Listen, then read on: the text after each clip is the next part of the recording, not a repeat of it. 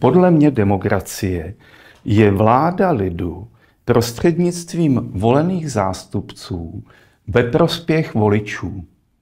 To tady není. Tady je vláda psychopatů, dosazených globálními koncerny, vládnoucí ve prospěch těch koncernů na úkor voličů, na úkor občanů.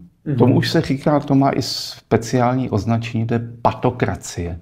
Psychopat nikdy, to je další jeho charakteristická vlastnost, nikdy nepřizná chybu, nikdy se neomlouví a nikdy neodstoupí. Já neodstoupím, kdo to pověděl? Nikdy. Podvod, manipulace a lež a strach jsou jeho pracovní nástroje. Psychopat, on lže tak přesvědčivě, že je přesvědčený o tom, že nelže. Na něj je detektor lži krátkej, protože normální, citlivý, slušný člověk, když lže, tak se začne potit, rudnout, rozbuší se mu srdce, zrychlí dýchání. Ale psychopatovi dáte elektrody a on lže, jak když Lidové noviny a Mladá fronta tisknou. A vůbec nic to s ním nedělá, protože on je opravdu přesvědčený, že nelže, že to dělá všechno pro naše dobro. Jenom se nás nezeptá, jestli o to stojíme. Občanská společnost podle mě je založená na aktivním, sebevědomém, zodpovědném občanovi. Tady jde o to, aby občan opravdu byl aktivní každý den, aby ty politiky atakoval, nutil je do práce, kladl jim otázky, vyžadoval odpovědi. To se neděje a politici to nechtějí. Když na ně útočí někdo mezi volbami, tak povede, ne, vy jste mě zvolili na 4 roky. 4 roky mi dejte pokoj, pak si můžete zvolit někoho jiného. Žijeme v právním státě, máme svobodu slova a doktor Hnízdil má plné právo veřejně sdělovat svoje názory, byť nejsou v souladu se stanoviskem Ministerstva zdravotnictví nebo lékařské komory. Byť by byly mylné, navíc v současné době nevíme, jestli náhodou nejsou pravdivé. To ukáže až budoucnost. Za to, že jsem poskytl rozhovor vám, jsem teda to pěkně schytal. S kým se to spojuju, jestli vím, kdo je za váma, no vím, slečna je za váma stejně jako za mnou je manželka, že jo. Tak jsem jim pověděl, podívejte se, pan Beil mě slušně požádal o rozhovor.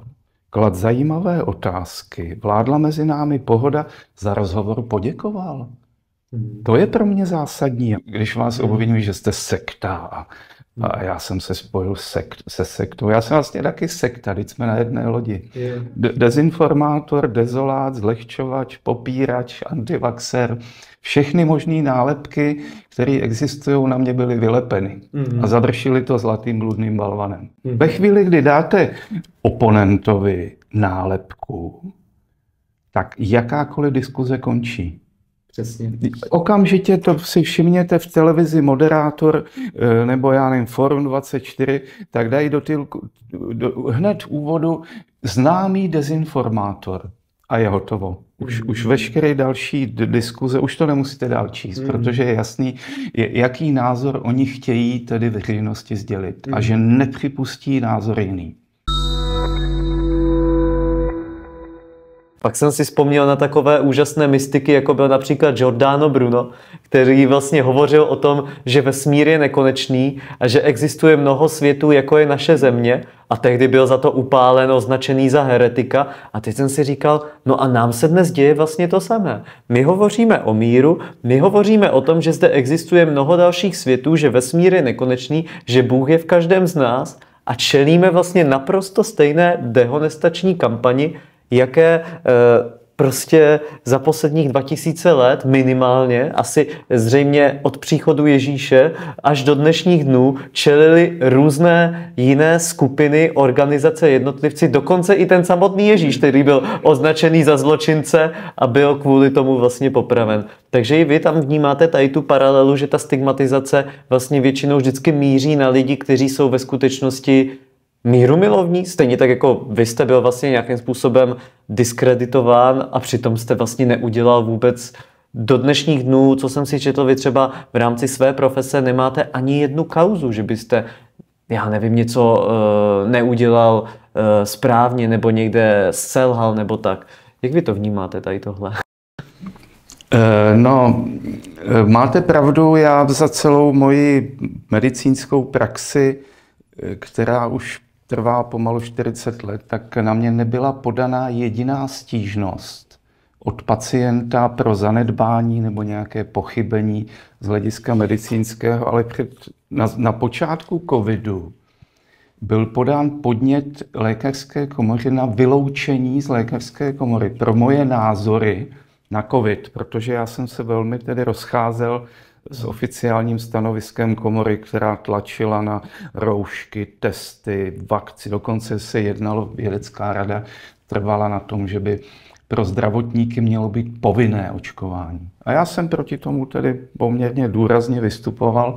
Načež byl podán podnět disciplinární komisi na moje vyloučení, protože moje názory nejsou v souladu se stanoviskem vědecké obce a České lékařské komory. Takže zasedla komise revizní, shromáždili moje videa, články, texty a vedli jakýsi profesor Sergej Zacharov. Zajímavé, asi tedy velmi vzdělaný. Já ho nikdy neviděl, ale on vydal stanovisko, které tesat do kamene. Tam se píše, žijeme v právním státě, máme svobodu slova a doktor Hnízdil má plné právo veřejně sdělovat svoje názory, byť nejsou v souladu se stanoviskem Ministerstva zdravotnictví nebo lékařské komory. Má plné právo sdělovat svoje názory, byť by byly mylné, navíc v současné době nevíme, jestli náhodou nejsou pravdivé. To ukáže až budoucnost. Takže to oficiální stanovisko pana profesora Zacharova, Kubek z toho málem dostal psotník, protože oni nenašli žádný argument pro to, aby mě vyloučili z lékařské komory. Nastudovali všechno, konstatovali, má plné právo, byť by se mýlil. Každý se může mýlit. Skutečně máme právo se mýlit. Ale podstatné je ten omyl pak tedy uznat a snažit se ho napravit. A já jsem pak komoru teď už s odstupem let, kdy už se ukázalo, že ty názory moje nebyly mylné, ať už se týkaly roušek, testů, vakcín, lockdownů. A těch studií ze světa už je obrovská spousta, takže jsem atakoval komoru, ať teď v klidu provedou reflexy, abychom se poučili z chyb covidového vývoje a neopakovali je. Ale pochopitelně o to není zájem. Oni jako vědí, že to byl podvod, ale nemohou to přiznat. Psychopat nikdy, to je další jeho charakteristická vlastnost, nikdy nepřizná chybu, nikdy se neomlouví a nikdy neodstoupí. Já neodstoupím, kdo to pověděl? Nikdy. Jo. Takže oni teď pod tlakem těch informací, které potvrzují vlastně, že to byla covidová lež, tak oni buď to, i teda bohužel moji spolužáci, oni o tom nechtějí slyšet. Už prostě covid je za náma. O tom nebude mluvit. A nebo to chtějí vymlčet. Prostě to není téma. Jen žádné vyšetřování, jen žádnou reflexi. Protože to by se celá ta konstrukce, kterou vybudovali farmaceutické firmy, ministerstva, komora, medicínské špičky, IT, mediální domy, tak by se jim to sesypalo. To není možný. Tolik jim to dalo práce. To je úžasný, jak v Pelíškách Simona Stašova, no to je nádhera, přitom je to úplná blbost. To já obdivuju, skutečně ten covid, to je dílo, to je skutečně precizní, sofistikovaný dílo o tom, jak manipulovat globální davy lidí na celém světě, jak je ovládnout, terorizovat, zdecimovat, zotročit. A jak jste mluvil o tom, že jsou vlastně různé, řekněme to tak, charakterové rysy těch psychopatů, teď jste zmínil další, že psychopat nikdy nepřizná chybu. A teď mi došlo to, o čem se bavíme taky, že psychopaté asi nemají rádi svobodu slova vůbec. A nemají rádi svobodu jako takovou. Oni mají rádi svobodu slova, ale jenom vlastního slova, jejich slova. Protože psychopat lže. Tak on někdy může mluvit pravdu, ale to nepoznáte, protože on lže tak přesvědčivě, že je přesvědčený o tom, že nelže. Kdysi, myslím, že to byl David Koller, tak navrhoval, že by politik měl být vyšetřený na detektoru lži. A on by to nepoznal asi. Ne?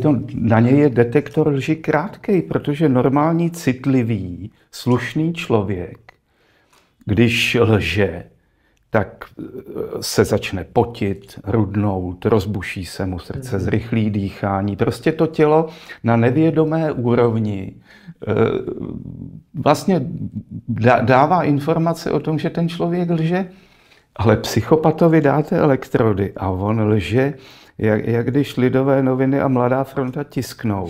A vůbec nic to s ním nedělá, protože on je opravdu přesvědčený, že nelže, že to dělá všechno pro naše dobro. Jenom se nás nezeptá, jestli o to stojíme. Takže i ty informace, jediný, kdo má pravdu, je psychopat. Kdokoliv má jiný názor, tak nedostane nálepku. Což vy už jste taky zmínil například toho Goebbelse a tyhle. A když si to, já jsem si vždycky říkal, už když jsme se o tom učili ve škole, jak je vůbec možné, že se takové neuvěřitelné zločiny proti lidskosti mohly například v období nacistického Německa dít. A pak mi došlo, že tam skutečně byly síly a velmi dobře mi tomu opět pomohl ten film Impact, kde je prostě odhalená například metoda puzzle kódování, ale celkově vlastně toho kódování lidí. Že vlastně tady působí opravdu síly, které v podstatě nakódují toho člověka v tom smyslu, že on je pak přesvědčený v tom, že koná dobro. A proto pak dokonce i takový zločinci, jako byl Goebbels, pak byli zřejmě přesvědčení o tom, že vlastně dělají opravdu správnou věc, což je právě asi teda jedna z těch nejhorších vlastností těch psychopatů, to, že oni konají absolutní zlo, ale jsou přesvědčení, že je to dobro teda, jo. Ale důležité je, oni si musí skutečně hlídat ty informace. Ty musí mít pod kontrolou, aby neunikly nějaké tedy skutečnosti, fakta, pravdy. Takže máme, teďka vláda jmenovala i nějakého speciální funkci, pan Foltin se jmenuje, Úřad pro kontrolu nebo pro boj s dezinformacemi. No co to je? Co to je? Kdo má právo rozhodovat o tom, co je nebo co není dezinformace? A dokonce je to asi 2 roky, jsem zaznamenal změnu definice dezinformace ve Wikipedii. Byla tam několik měsíců, než jsme na to upozornili.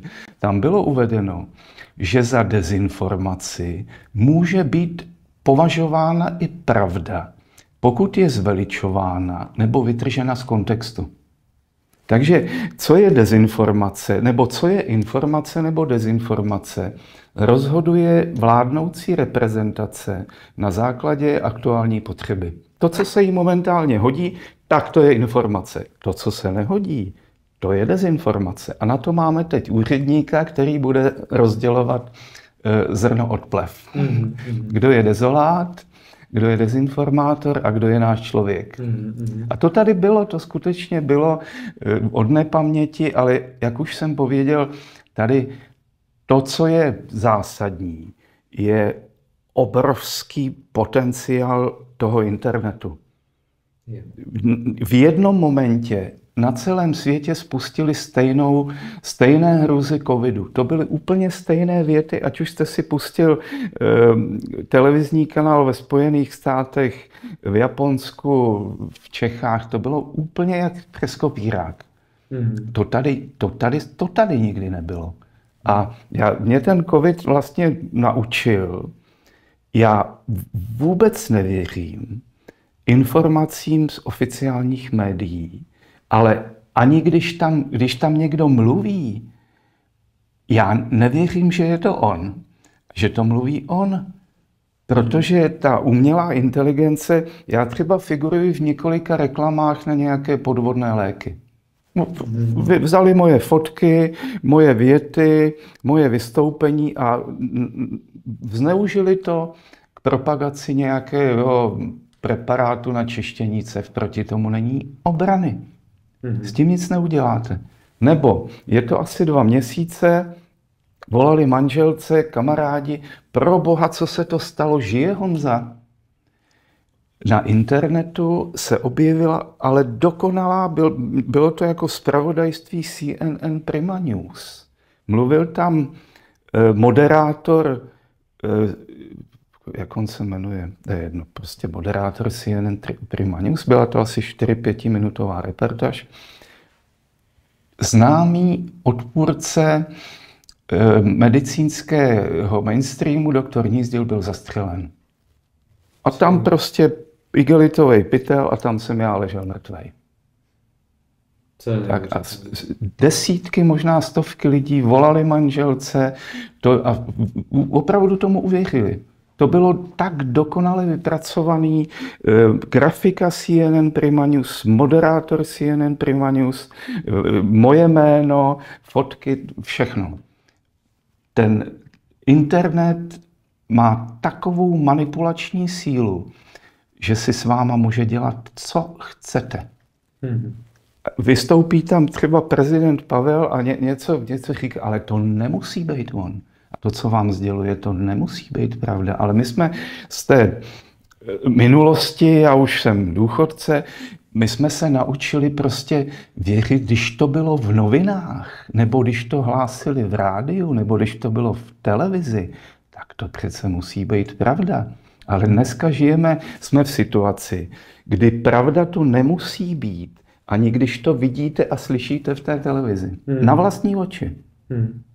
A ono stejně to tak je, že opravdu, i když se člověk podívá do té historie, a jak už jsem tady zmiňoval toho Giordana Bruna, v té době, kdy on žil, tak bylo pravdou, že Země je středem vesmíru a všechno, co vidíme na obloze, se otáčí kolem Země a žádný jiný svět než ta Země neexistuje. To byla tehdy pro ně pravda, jo? A pak se ukázalo, že opravdu to, s čím přišel on v 15. století, to je to, co dnes teprve moderní věda opravdu potvrzuje, že tomu tak je. Takže ono skutečně, tohle je to obrovské nebezpečí toho, když jakýkoliv alternativní názor je okamžitě označen právě za dezinformaci,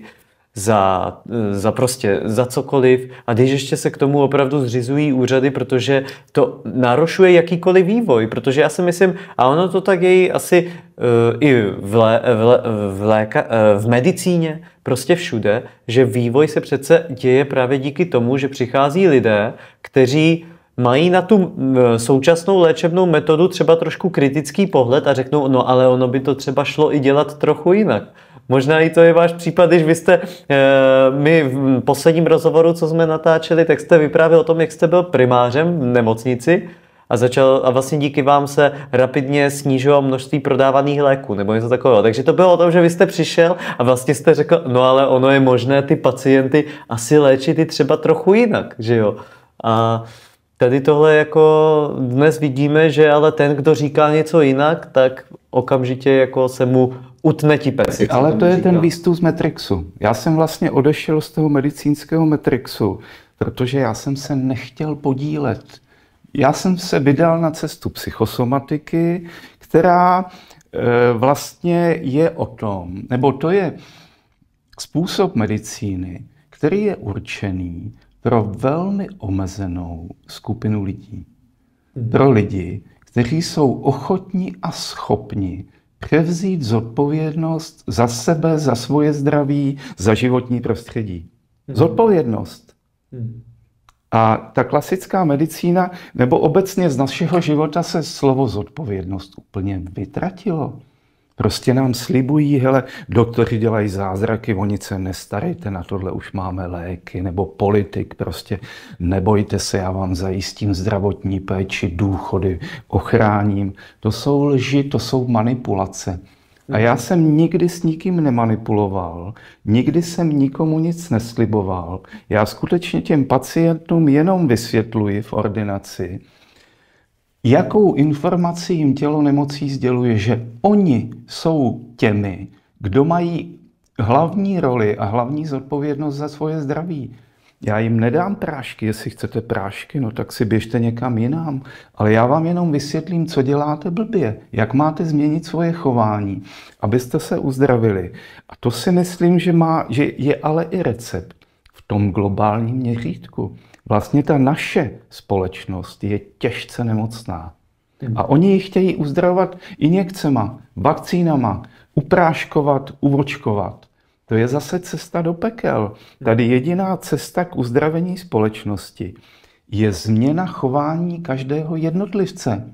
Že na sebe veme tu zodpovědnost, jenomže to lidi nechtějí slyšet. Lidi chtějí slyšet ty psychopaty, kterým naslibujou to, co chtějí slyšet. Oni je pak zvolejí a pro ně to končí. Pro psychopaty práce končí dnem zvolení. Do té doby makají na ty kampani, ale ve chvíli, kdy jsou zvolení, všechno, co naslibovali, jde stranou. Pak už si dělají svoje kšefty a my jenom zíráme, jak se může takhle chovat, že se nestydí. A on se diví, no čemu se ty lidi diví, když je to normální. On skutečně podvod, manipulace a lež je jeho a strach jsou jeho pracovní nástroje. A my se neustále pohybujeme v bludném kruhu a čekáme, no ale u těchto voleb zase už, ale to, co nám doporučují média, že oni nám doporučují, kdo jako teda má největší šance, ty průzkumy a přece nevolte ty malý, to je vyhozený hlas. Takže lidé už zase indoktrinovaní vstupují opět do stejné řeky, jenom jsou v tom bahně ještě hloub. Takže ono v podstatě i to nastoupit na cestu z Matrixu znamená vlastně pochopit, jak ten Matrix funguje, a jedna z těch nosných věcí toho pochopení Matrixu je vlastně pochopit, že skutečně volební programy se zkrátka sestavují na základě veřejného mínění a toho, co lidé nejvíce řeší. Ano. A podle toho se i upravují ty projevy těch vlastně předvolebních kandidátů a tak dále, ale to jenom za účelem toho zapůsobit, vytvořit dojem. Iluzi svobodné volby. Jo, přesně, ale pak vlastně zatím vším je úplně jiný. Pak vám povím, máme svobodné volby, máme demokracii, ale zase demokracie, tady se mluví, že je ohrožena u nás. Žádná není, tady není co ohrožovat. Podle mě demokracie je vláda lidu prostřednictvím volených zástupců ve prospěch voličů. To tady není. Tady je vláda psychopatů, dosazených globálními koncerny, vládnoucí ve prospěch těch koncernů na úkor voličů, na úkor občanů.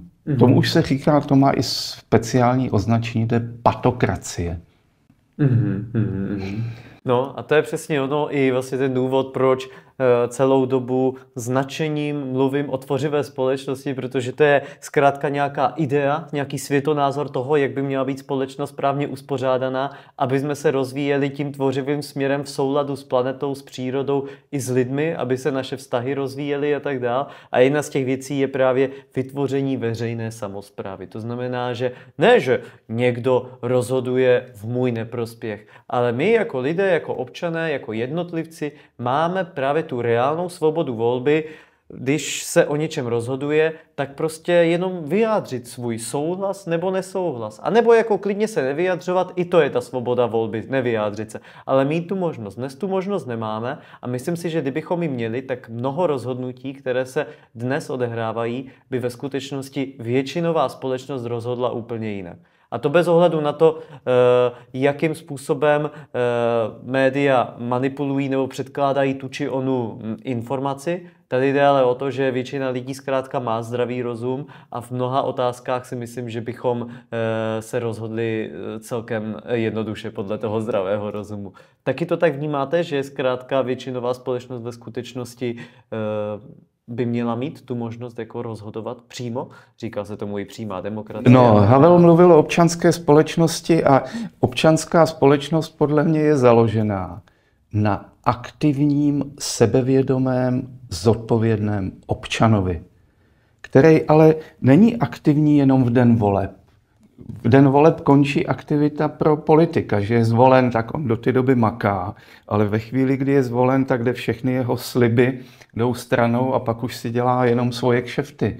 Ale dnem voleb začíná práce pro toho občana. Tady jde o to, aby občan opravdu byl aktivní každý den, aby ty politiky atakoval, nutil je do práce, kladl jim otázky, vyžadoval odpovědi. To se neděje a politici to nechtějí. Když na ně útočí někdo mezi volbami, tak povede, ne, vy jste mě zvolili na 4 roky. 4 roky mi dejte pokoj, pak si můžete zvolit někoho jiného. Takže občanská společnost by měla být založená na aktivních občanech, ale každý den to je práce na plný úvazek. A ne spoléhat na to, teď jim to tam hodím a 4 roky budu koukat, co předvádí. Ono totiž hodně lidé totiž ale pak vidí to, že ti, co jsou aktivní dnes, tak jsou ale také pak dehonestováni. Tak jako vy jste byl vlastně v té lékařské komoře proaktivní v tom smyslu, udělejme reflexi, zhodnoťme ten přístup lékařské komory a vlastně jste byl za to dehonestován. A to je vlastně to, co teda ničí tu demokracii v tom pravém významu a smyslu slova, tedy tu občanskou společnost založenou na aktivitě občanů. Že dnes je aktivita občanů utnuta jako je to dezolát, moc se ptá. Ale to se týkalo profesora Berana, profesora Turánka, Lukáše Polerta, Honzy Tománka a dalších. To byla likvidace ne fyzická, ale mediální a profesní. Ale pro výstrahu tady skutečně na nás potřebovali psychopaté ukázat, tak pokud budete rebelovat, tak skončíte jako oni. Jo, tak opravdu. A doktor, který byl v pozici zaměstnance, ať už ve státní nebo privátní nemocnici, kdyby začal rebelovat, vystupovat proti rouškám, testům, vakcína, tak okamžitě končí. A ty případy tady byly i v médiích. Redaktorka z Ostravy dala najevo svůj okamžitě propuštěná. Takže lidé si povědí, no to já nebudu, přece já mám děti, platím hypotéku, byt, to já nemůžu, to mě zničej. Takže zase tady už byl nejenom strach z toho covidu u lidí, ale i strach z těch sankcí, z těch trestů. I když někdo neměl roušku, no tak policie měla zadání prostě chvaty, hmaty, ty lidi spacifikovala. Tam skutečně už nastupovala i fyzická síla. Takže není divu, že těch lidí, kteří měli sílu se tomu postavit, bylo tak málo. Popravili po 11 letech na blogu Aktuálně, kde některé blogy měly, já nevím, asi 300-400 tisíc čtenost. Já jsem jim tam 10 let jako přiváděl obrovské množství tedy sledovatelů. A pak ze dne na den dezinformátor. Vaše názory nejsou v souladu s názory komunity. Konec, vymalováno. Ostatně i za to, že jsem poskytl rozhovor vám, jsem teda to pěkně schytal. S kým se to spojuju, jestli vím, kdo je za váma, no vím, slečna je za váma stejně jako za mnou je manželka, že jo. Tak jsem jim pověděl, podívejte se, pan Bajl mě slušně požádal o rozhovor, klad zajímavé otázky, vládla mezi námi pohoda, za rozhovor poděkoval. To je pro mě zásadní, já nebudu někoho zkoumat, zjišťovat, co je za ním. Já jsem žádné zneužití, manipulaci ani v náznaku necítil. Což tedy od některých žurnalistů si myslím, že to chování zdaleka nebylo na takové úrovni jako s vámi, když vás obvinují, že jste sekta a já jsem se spojil se sektou. Já jsem vlastně taky sekta, teď jsme na jedné lodi. Dezinformátor, dezolát, zlehčovač, popírač, antivaxer, všechny možné nálepky, které existují, na mě byly vylepeny. A završili to zlatým bludným balvanem. Přesně tak. Ale no, opravdu v dnešní době slovo sektář je v podstatě jenom synonymem slova kacíř, čarodějnice a tak dále, že vlastně opravdu to pojmenování se mění, ale vlastně ta podstata, co to vlastně vytváří, je úplně stejná. Ale ve chvíli, kdy dáte oponentovi nálepku, tak jakákoliv diskuze končí. Přesně. Okamžitě to si všimněte v televizi moderátor, nebo já nevím, Forum 24, tak dají hned v úvodu známý dezinformátor a je hotovo. Už veškeré další diskuze, už to nemusíte dál číst, protože je jasný, jaký názor oni chtějí tedy veřejnosti sdělit a že nepřipustí názor jiný. Protože psychopat nesnese jiný názor. A co si myslím, že je taky důležitý, a to je největší zlo po covidu, je rozbití mezilidských vztahů. To je zase důležitý nástroj psychopatů. A já jsem se zajímal, jak se vlastně rodí psychopat, jak se z člověka stane psychopat. Ona tam může být vrozená dispozice, ale zjistil jsem při jednání s psychopaty v ordinaci, že byly obrovské problémy ve vztazích jejich původní rodiny. Jejich rodiče byli na sebe zlí, nebo maminka dominantní, tatínek, maminka úzkostná, hádky, spory. Oni těm dětem nedali cit, oni je nenaučili citu a lásce. V té rodině to nebylo. A oni pak v dospělosti tu lásku a cit neumějí ani přijmout, ani dát. Oni jsou bezcitní, bez lásky. A oni vlastně ten cit a lásku kompenzují, hledají v té moci a penězích. Marně, pochopitelně. Jsou v obrovském napětí, teď nevědí z čeho, tak usilují, aby měli ještě víc peněz a ještě víc moci, ale hlavně, aby měli ještě víc moci nad lidmi, nad těmi citlivými, milujícími, protože oni jim tu lásku a cit závidí.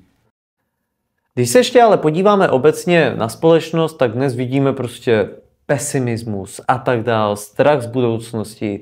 Všechno to má svá opodstatnění, protože vidíme, že těch signálů, že něco není správně, je velmi mnoho. Ale ty signály dostává každý člověk jako jednotlivec, že něco s ním není v pořádku a často ty signály ignorujeme a pak přijdeme k tomu lékaři a očekáváme, že z toho nešťastného pacienta, který má spoustu nemocí, se naraz stane šťastný člověk. Setkával jste se i vy s tímto přístupem? Dnes a denně. Zase bych citoval památnou větu mého velkého učitele psychosomatika doktora Šavlíka, který zdůrazňoval, že každá nemoc je informace. Informace o tom, jaký člověk je, jakým způsobem a v jakých podmínkách rodinných, partnerských, pracovních, společenských, přírodních žije. Informace o tom, že ve svém životě dělá nějakou chybu, a nebo že žije v podmínkách, které jeho zdraví poškozují. Tak či tak je to informace. A ke mně přicházeli a přicházejí pacienti a za naprostou většinou jejich, ať už tělesných nebo duševních nemocí, byl vlastně informace o tom, že jsou nešťastní. Oni jsou nešťastní ve svém životě. Pochopitelně by chtěli být šťastní. A když jdou za klasickým doktorem, no tak ten jim dá antidepresiva, tak to je neuspokojovalo, tak přišli ke mně a požadovali po mně, abych je udělal vlastně šťastnými. A tady problém je v tom, že šťastným může člověk udělat jenom on sám sebe. Já jim mohu poradit, ale já nemohu lidem, jak si to nejde na recept, to nejde naordinovat, to nejde píchnout do žíly štěstí. Životní štěstí si člověk musí zasloužit a musí si to odpracovat. A my se chováme jako malé děti, že neustále očekáváme od někoho, že se nám postará o to štěstí. Že to je buď to klasický doktor, nebo teda alternativní, nebo ten politik, nebo rodiče. Chováme se jako malé děti. Jako malé děti jsme očekávali, že se o nás bude starat táta s mámou. A oni se o nás starají. Ale uniklo nám, že už jsme vyrostli. A že teď nastal čas, abychom se my starali sami o sebe a abychom se starali taky o okolní, abychom starali o životní prostředí, mezilidské vztahy, abychom měli rádi nejen sebe, miluj bližního svého jako sebe samého. Takže měli to v rovnováze, milovali sice sebe, ale i toho bližního. Já vám za to děkuju, že jsme mohli tento rozhovor dneska uskutečnit a že jsme si mohli o tom všem popovídat. A to i přesto, že na vás byly útoky i to, jak to, že se sektářem natáčíte rozhovory. Teď budou zase útoky na vás. Teď budou, jo. No, nedá se nic dělat, musíme si zvykat. A držet spolu. A držet spolu, přesně, to je to podstatné. A teď to podstatné ještě i pro diváky. Co byste vzkázal divákům? Něco povzbuzujícího? To, jak se postavit v současném světě, jak reagovat na ty výzvy, které tady probíhají a co dělat na úrovni jednotlivců? Nebát se. Nenechat se manipulovat, nenechat se strhnout k nenávisti, nenechat se strhnout k boji. Skutečně já vidím východisko v tom, aby se lidé setkávali. Lidé, ale i národy, aby se setkávali, protože si myslím, že když budou mít možnost a budou se setkávat a dodají si naději, povzbuzení, tak vlastně těm psychopatům vyrazejí zbraň z ruky. Protože ta síla je v tom lidském vztahu, soucitu, empatii a té aktivitě. Skutečně tady už ale jsme v situaci, kdy je potřeba těm psychopatům se aktivně postavit. Ale nemyslím se zbraní v ruce, ale podívat se jim do očí, říct jim, já vím, že se mnou manipuluješ, ale já se nedám. Mě nedonutíš, abych se bál viru. Mě nedonutíš, abych nenáviděl Rusy. Prostě nedonutíš.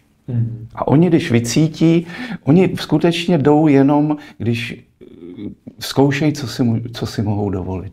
A když vidějí, že ten člověk se bojí, tak už je v jejich rukách. Takže nebát se, nenechat se vystrašit a hledat naději sám v sobě a inspirovat, šířit, ono to zní pateticky, ale šířit aktivně dobro a lásku, pečovat o sebe, ale o životní prostředí. A já teď jsem ostatně to, že hnízdo zdraví bylo zničeno, tak mi zase dalo možnost, že sázím stromy.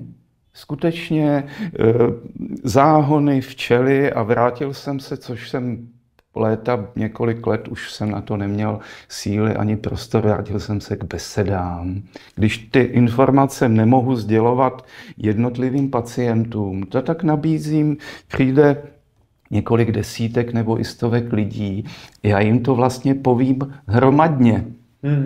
A oni už pak ke mně nemusí, nebo si to přečtou v mých knihách. Takže já teď šířím osvětu ve formě tedy neorganizovaných, ale nezávislých besed.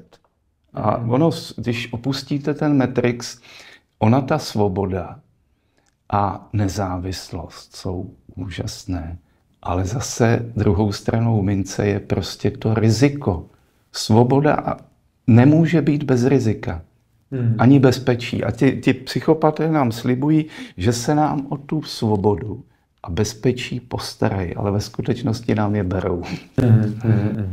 Je to přesně tak. Svobodu si musí člověk vytvářet a chránit on sám. Není možné prostě, že jo, za někoho tu svobodu jako vytvořit a tak dále. Stejně tak a je to k tomu i se nám štěstím. dopomáhají si každý sám sobě. Přesně. A sobě navzájem.